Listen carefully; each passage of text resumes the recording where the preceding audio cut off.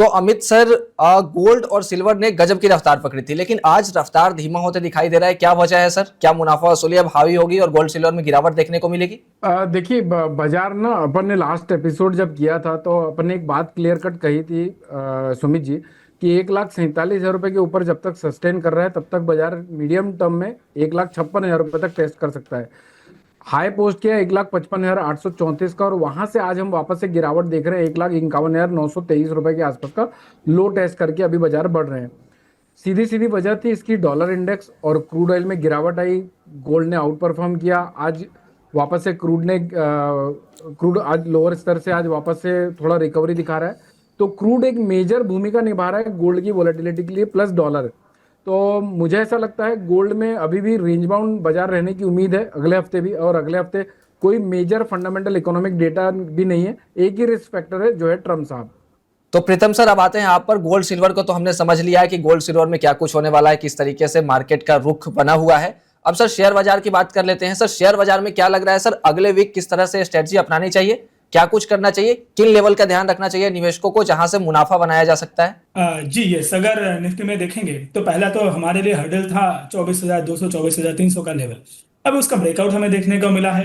And वापस से देखेंगे कि 24,800 के आसपास एक रेजिस्टेंस लेके निफ्टी वापस से उसी रेंज में फंसता हुआ दिखाई दे रहा है। लेकिन अभी देखेंगे लेवल्स की बात करें तो 24,300 से 24,200 ये एक स्ट्रॉन्ग पुट राइटर का जोन है। और वो आप चार्ट में भी आप देखेंगे तो लगातार 3 दिन से बिल्कुल इसी लेवल पे निफ्टी कहीं ना कहीं एक पुल बैक बार बार आता हुआ आपको दिखाई दे रहा है। तो इसी से ये प्रूफ होता है कि यहाँ पे एक स्ट्रॉन्ग सपोर्ट जोन आपको दिखाई दे रहा है, जो प्रीवियसली जो रेजिस्टेंस का काम कर रहा था। अभी इस लेवल पे जो 24,800 का रेजिस्टेंस है, ये मेजर रेजिस्टेंस अभी के लिए मार्केट में है। 24,600 24,700 के आसपास भी, 500 के आसपास भी आप देखेंगे एक स्ट्रॉन्ग कॉल राइटिंग भी हो रखा है। अब इस लेवल पे आपको क्या वापस से एक सेल करना चाहिए, क्योंकि इतने दिन से 24,800 के बाद इतना नीचे आ रहा है। क्योंकि मेरा सलाह ये रहेगा कि इस लेवल पे तो सेल करना बिल्कुल नहीं बनता। अभी जो रेंज है उसके बिल्कुल लो पे आ चुका है। एंड यहाँ पे आप देखेंगे बिल्कुल सारे मूविंग एवरेजेस का एक क्लस्टर आपको यहाँ पे दिखाई देगा बिल्कुल इस लेवल पे। 24,300 के आसपास, 300 350 के आसपास ही आपको 200 ईएमए का सपोर्ट मिल जाएगा। 10 डे 20 डे का आपको ईएमए का सपोर्ट भी मिल जाएगा। एंड साथ में अगर नॉर्मल मूविंग एवरेजेस की भी बात करें तो वो भी इसी लेवल के आसपास लाइक कर रहा है। तो ये एक स्ट्रॉन्ग सपोर्ट जोन, एंड साथ में क्योंकि पुट राइटर का भी जोन है तो ये बहुत अहम हो जाता है।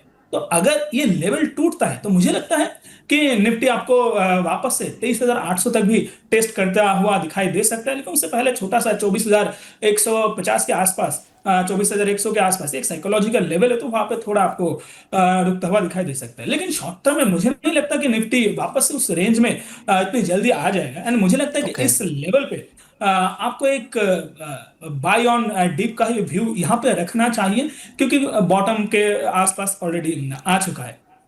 तो इसीलिए आप देखेंगे अगर आपका इंडेक्स में, अगर आपका ट्रेड का व्यू है इंडेक्स ऑप्शन लेवल पे, इंडेक्स लेवल पे, तो यहाँ पे मेरा सलाह रहेगा कि यहाँ पे आपका सेल का व्यू मत रखिए। हो सके तो दूर रहिए अगर आप पोजीशन नहीं बनाना चाहते हो। लेकिन यहाँ पे आपको बाई का व्यू ही रखना चाहिए जी। ओके, ठीक है। अमित सर, आप तो गोल्ड मार्केट के साथ साथ शेयर मार्केट को भी समझते हैं, बेहतरीन समझ रखते हैं आप। सर क्या व्यू है सर आपको इस मार्केट में, जैसे कंसोलिडेशन के फेज में पूरा का पूरा मार्केट घूम रहा है, उससे बाहर नहीं निकल पा रहा है? क्या लग रहा है सर, अगर ट्रंप शांत रहे सैटरडे संडे, तो क्या लग रहा है मंडे को मार्केट इस रेंज से बाहर निकल पाएगा या फिर इसी रेंज में कंसोलिडेट करता हुआ नजर आएगा? नहीं सुमित जी, अभी देखिए बाजार 24,343 स्पॉट चल रही है निफ्टी की, और 24,411 अभी current market price Nifty future अगस्त वायदा चल रहा है। 2 हफ्ते बचे हुए हैं एक्सपायरी के लिए, और पूरे 3-4 हफ्तों से हम बाजार को देख रहे हैं 100 पॉइंट प्लस 100 पॉइंट माइनस। अब यहां से जो भी अगर कोई बड़ी मूवमेंट ट्रिगर होती है तो वो बहुत बड़ी होगी, ये मान के चलना है, क्योंकि बाजार ने एक लंबा कंसोलिडेशन और डिस्ट्रीब्यूशन फेज को कंप्लीट करता करता हुआ आ रहा है। तो अब वो आंकड़े कौन से होंगे जिसके ऊपर तेजी और जिसके नीचे मंदी होगी? तो 24,650 को अगर अब काट देता है बाजार तो एक बड़ी स्पाइक 25,200 तक की दिखा सकता है। लेकिन 25,200 तभी आएगा जब 24,650 कट जाता है। तो अगर किसी ने शॉर्ट टर्म मीडियम टर्म के दृष्टिकोण से कुछ खरीदारी करी हुई थी तो मेरे ख्याल से एक बार एग्जिट प्लान बनाना चाहिए। न्यू फ्रेश एंट्री 24,650 के ऊपर होना चाहिए। इन केस 24,200 कट गया तो मंदी की कंफर्मेशन आ जाती है सुमित जी। तो यहाँ से 200 पॉइंट नीचे जाने पर बाजार डेसिसिवली ब्रेक डाउन कर सकते हैं, और 200 पॉइंट ऊपर बढ़ने के बाद बाजार डेसिसिवली बढ़ भी सकते हैं। तो 24,200 के नीचे तेजी होल्ड नहीं करनी है, 24,650 के ऊपर निकलने के बाद मंदी होल्ड नहीं करनी है निफ्टी में। बैंक निफ्टी में भी व्यू चाहिए। बिल्कुल बिल्कुल sir, bank Nifty. Bank Nifty देखिए 57,650 का करंट मार्केट प्राइस है अगस्त वायदे का, और 57,470 स्पॉट चल रहा है। मैं यहाँ पर फ्यूचर के लेवल्स दे रहा हूँ सुमित जी, ध्यान दीजिएगा। 57,200 के नीचे निकलने के बाद तेजी होल्ड नहीं करनी है, और 58,000 के ऊपर अगर निकल जाए बैंक निफ्टी तो एक तेजी का मोमेंटम 59 और 60,000 तक ट्रिगर हो सकता है। तो यहाँ Okay. से अपन एक समराइज कर देते हैं, 57,200 तक तेजी संभाल सकते हो, 57,200 कटने के बाद तेजी नहीं रखनी है बैंक निफ्टी में। ओके ठीक है, आप दोनों ने बताया निफ्टी के लिए 24,300 का जो लेवल है वो अहम सपोर्ट का काम कर रहा है, अगर उसके नीचे ब्रेक होता है तो और गिरावट आ सकती है। प्रीतम सर, आपसे सवाल ये है कि इस कंसोलिडेशन वाले फेज में नेक्स्ट वीक के लिए अगर हम देखें तो कहाँ मौके बनते दिखाई दे रहे हैं, कौन से सेक्टर आपको चार्ट के नजरिए से शानदार दिख रहे हैं जहां पर मौका बन सकता है, निवेशक कमाई कर सकते हैं? क्योंकि 2 सालों से हमने देखा है कि हमारा मार्केट चला नहीं है, लगभग फ्लैट है हमारा मार्केट। लेकिन स्टॉक स्पेसिफिक अगर हो तो बहुत सारे स्टॉक ऐसे हैं जिन्होंने शानदार रिटर्न दिए हैं, निफ्टी में भी, मिड कैप में भी और स्मॉल कैप में भी। तो क्या लग रहा है सर नेक्स्ट वीक के लिए कहाँ स्ट्रेटजी बनानी चाहिए? जी, अभी आप मार्केट में देखेंगे तो ऐसा दो ही सेक्टर है जो कंसिस्टेंटली परफॉर्म कर रहा है। एक हो गया आपका फार्मा काउंटर, एंड दूसरा आपको दिखाई देगा धीरे धीरे ऑटो काउंटर्स में एक मोमेंटम आता हुआ दिखाई दे रहा है। ऑटो सेल्स का जो रिजल्ट आया था वो भी बढ़िया था। ऐसे में टीएमसी भी आप देखेंगे बहुत बढ़िया मोमेंटम में, टीवीएस मोटर्स ये भी अच्छा मोमेंटम में। तो ये दो काउंटर्स एंड स्टॉक स्पेसिफिक अगर देखेंगे तो एक लार्ज कैप मेरे रेडार पे है, और वो रहेगा भारतीय एयरटेल। तो अभी देखेंगे एक बहुत अच्छा बेस बनाता हुआ आपको दिखाई देगा। तो यहाँ पे मेरा शॉर्ट टर्म मोमेंटम का सलाह यहाँ पे तो नहीं रहेगा। थोड़ा लॉन्ग टर्म का अगर आपका व्यू है, लॉन्ग से मिड टर्म का, तो फिर यहाँ पे आप एक पोजीशन बिल्कुल बना के जा सकते हो।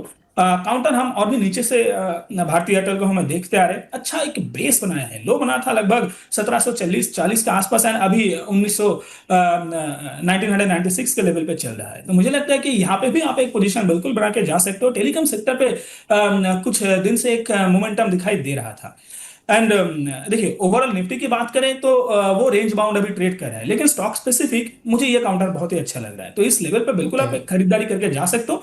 मुझे लगता है कि 2300 तक आपको काउंटर में आता हुआ दिखाई देगा। थोड़ा टाइम यहाँ पे आपको देके जाना पड़ेगा। एक स्टॉप लॉस आप यहाँ पे मेंटेन कर सकते हो जो आ रहा है 1830 के लेवल पे।